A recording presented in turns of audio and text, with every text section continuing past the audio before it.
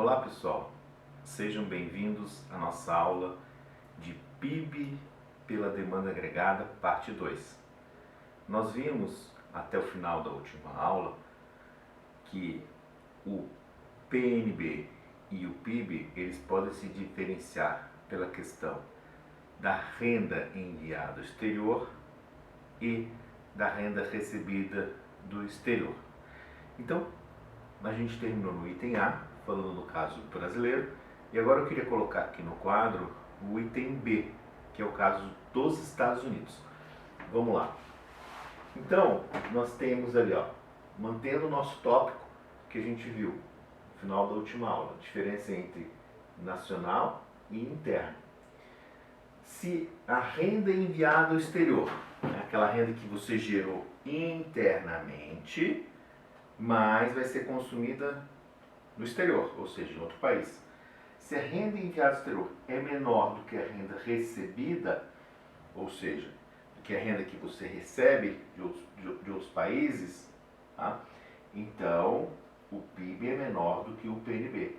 E a renda líquida enviada para o exterior é negativa, ou seja, renda líquida enviada para o exterior, que é a renda enviada menos a recebida, ela pode ser positiva ou negativa.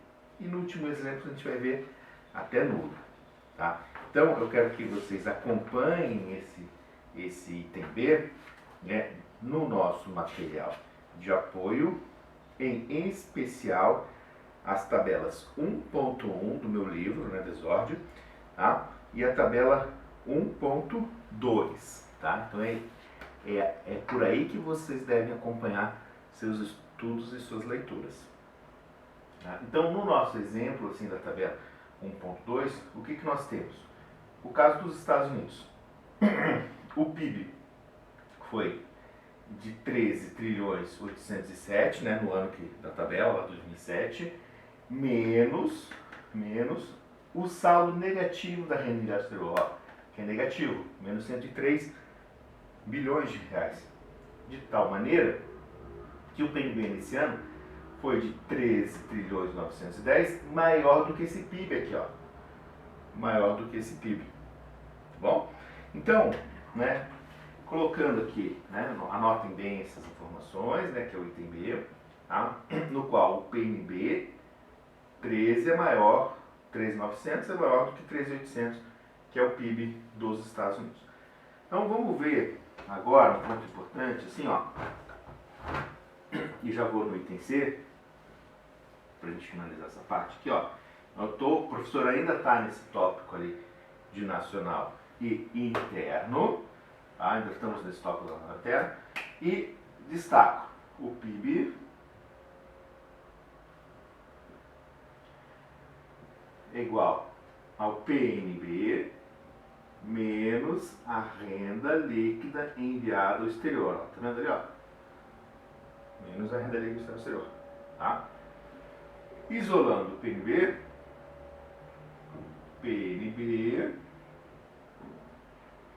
é igual a PIB,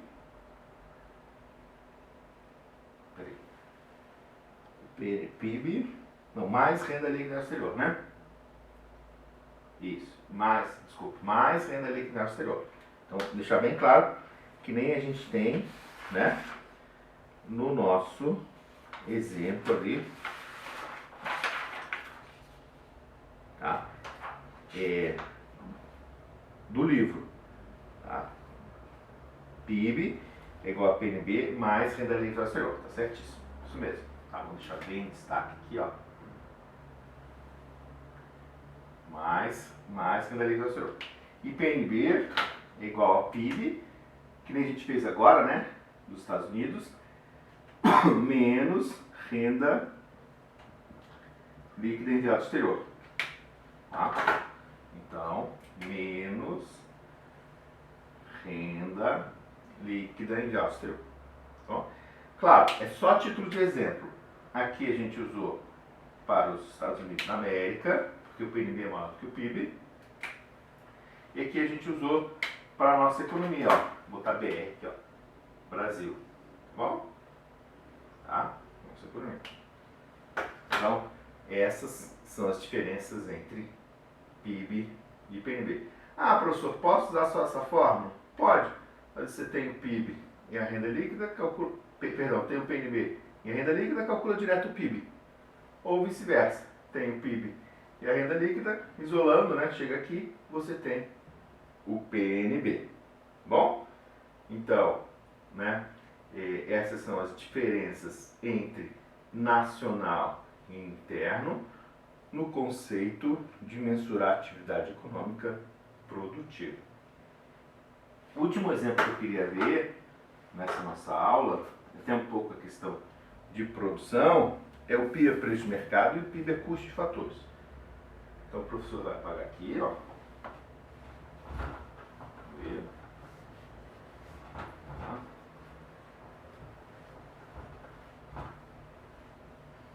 E quando a economia é fechada, que é o item C, PIB é igual a PNB, porque a renda líquida exterior é zero, não tem diferença entre PIB e PNB. Quando a economia é fechada, que é o item C, tá? Que tem no nosso livro, esse acompanhamento ali. Então, vamos ver, ó, PIB, PM, que é preço de mercado,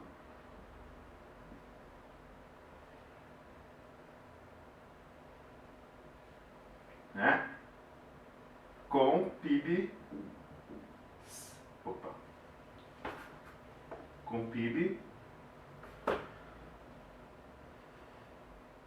CF, que é custo de fatores.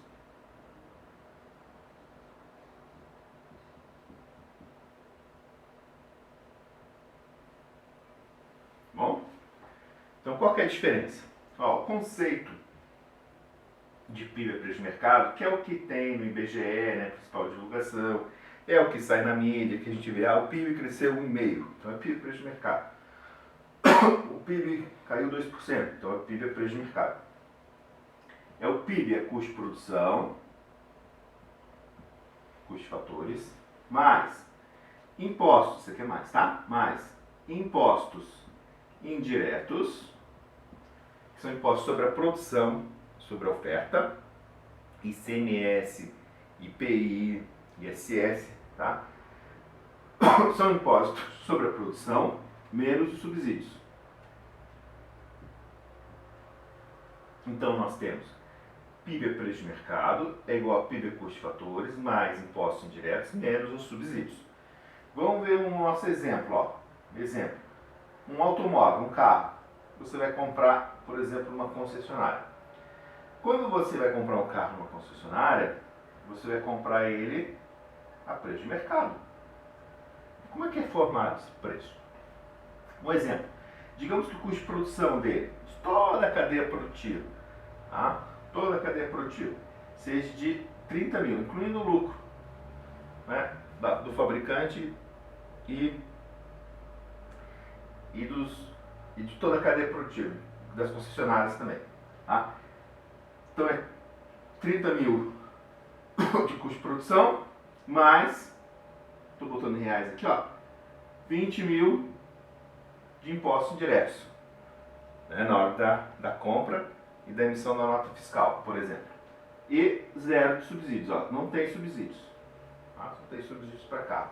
Então, de tal maneira que quando você vai comprar e, consequentemente, contabilizar as contas nacionais do PIB preço de mercado, o carro não é 30 mil.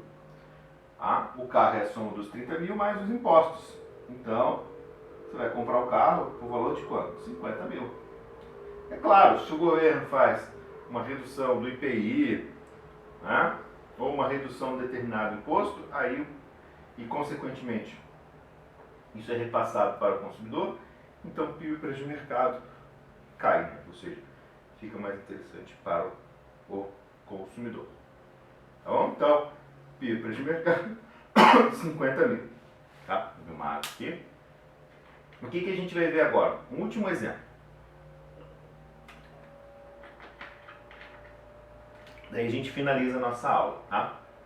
Eu vou trazer o exemplo aqui, ó, usando essa fórmula, o professor vai apagar aqui o exemplo do carro, e vou, por exemplo, num queijo, tá?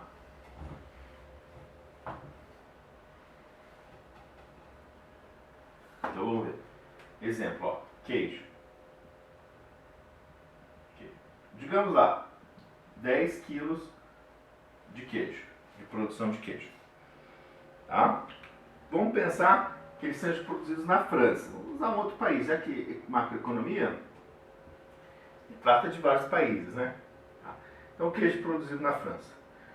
Então, vamos supor que para produzir 10 quilos de queijo, devido ao salário alto, né, ao custo da terra muito elevado, do arrendamento da terra, digamos que seja de 1.000 euros. Ó. Um exemplo, né? 1.000 euros.